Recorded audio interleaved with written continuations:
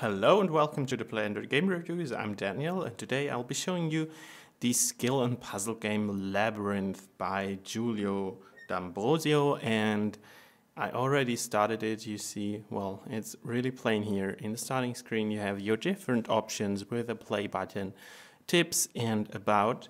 And well, tips is how to play the game better, and about is all about the game and who developed it. And you have those grayed out buttons for leaderboard and achievements, and I think they will be, well, coming in future patches, I guess. But let's just hop into the game and see how it plays. It's called Labyrinth for a reason, and here we have the screen to choose the level, and you already see there are quite a lot of levels. And you have to start at one. You can just pick one randomly, and you have to go all the way down to 50. It's 50 levels in total, quite a lot.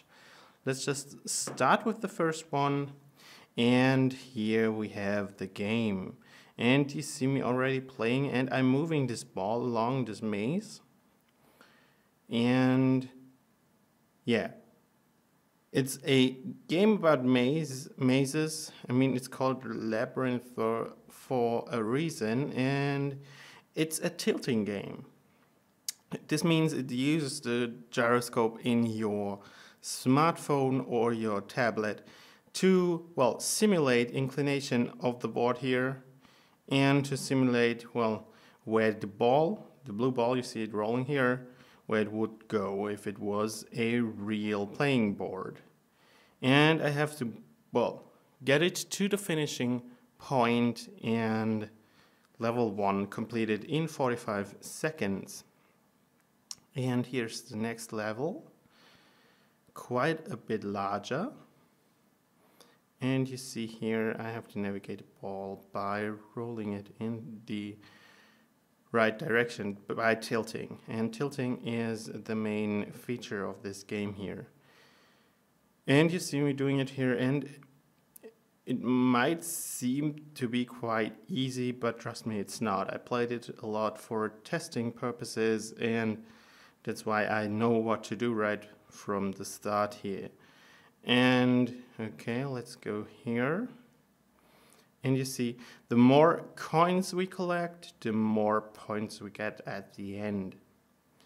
And that's the tricky thing about this, to get as many coins as possible. And well, I didn't want to do that already, but there it goes. Level 2 completed in 53. And because the faster I go to the goal, go to the end point, the more points I get extra.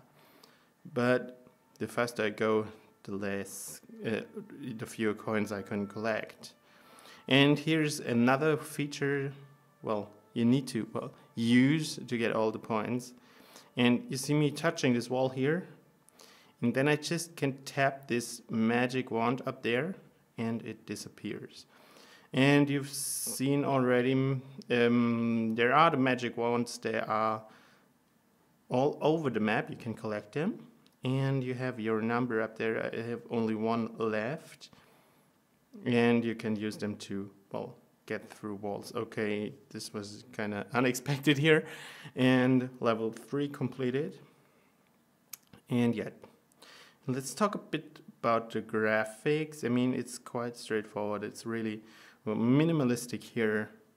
Not much going on in terms of animation or color. And I mean, it could be a bit more exciting, to be honest, and it could be a bit more entertaining in a visual sense, because right now it's just this few colors, and you have your ball that's not really actually moving, and yeah, this black background. But on the other hand, I mean, if it's not too flashy, you can concentrate better on the gameplay, I think. So let's get this one here, this one down there. Okay, no. Yeah, but it runs really smoothly. We didn't encounter any kind of lag while testing it, so yeah, well, that counts for something. Okay, let's Okay, no, this wasn't supposed to happen. Okay. Go to 5. And you see it changes colors with every level, which is quite a nice touch. And the user interface, I mean, it's a bit cluttered, to be honest, because you have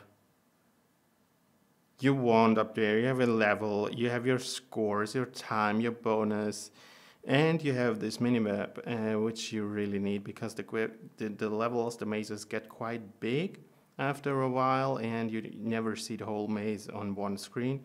So you need your minimap to, well, navigate through all of this. But still a bit cluttered. And you might have noticed there's no sound in the game, which I find a bit sad because at least a few indicator sounds for the coins or stuff like this would be nice. You don't necessarily need music, but something like those sounds would have been a nice touch. So there's not really much to say about sounds because there are none, but I can talk about the controls. And as I said before, it's tilt controls here, and I was on the fence at first because I really don't like tilt controls that much. But I think this game right here really does it well. It reacts properly and you get a feeling for it really quickly. And it's, well, really good at imitating the real thing here, I guess. So yeah, although tilt controls, although you might say, oh, that's nothing for me, I like, I don't know, interface buttons or something, this really works here, trust me. Okay, let's get this one here. And you see, it's quite tricky. It's not that easy. And I mean, for something like this with so many, well, tricky parts, you need precise controls, and the controls here really do their job. Unlike in other games, and while we're talking about other games, you might have seen this kind of game before, because there are quite a lot of games out there that do basically exactly the same thing.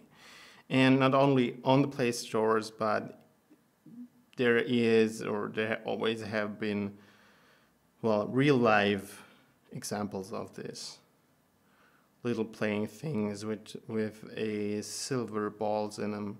So you have to roll them around, get them through mazes. This is basically the same thing, except you have those coins to collect in those wands. And this actually hampers the originality a bit, because the only real original thing here, I'd have to say, are the wands, which are a nice touch. And everything else is just, well, you kind of get this feeling like, I've played this before, and you probably have. So in terms of originality, well, could do better. Okay, let's use a wand here. And it didn't do anything good for me. But this doesn't mean it's a bad game. It just means there's a lot of games. There are a lot of games out there which do basically the same thing in slightly different ways, but still the basic gameplay is always the same. So don't be surprised to find a lot of other games that look quite similar and play quite similar. And yeah, let's get these.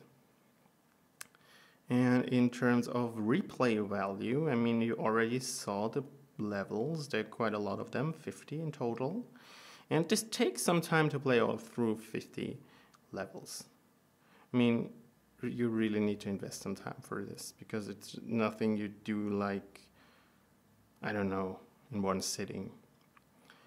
But then again, I'm glad that there are already the buttons in for leaderboards and achievements, because this is something, I mean, this game really needs something like high scores, because, well, it's all about points, it's all about your score at the end, and what would a game like this be without a high score, without the competition amongst players? So a connection to maybe Google Play Games with the achievements and leaderboards is a good idea and could really, well, enhance the game's replay value.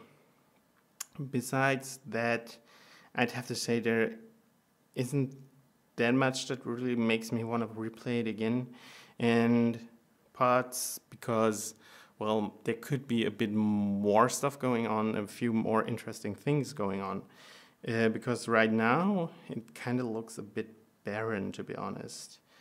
And which could change with future updates, I guess. A few more elements would be nice, a few more things to, well, avoid or to collect or something like this. This could really help the game and the replay value to not make it so similar from level to level. So yeah. New modes and leaderboards and achievements. This would really help this game along. So this is basically all there is to show about Labyrinth so far. If you want to read more about it, head on over to Play Android to our blog and read the in-depth review. You'll find a link in the video description as always, as well as a download link for the Google Play Store where you will get this game for free. And I hope you liked this video, hope you liked this review, and yeah, well, I hope you tune in next time, and until then I say goodbye.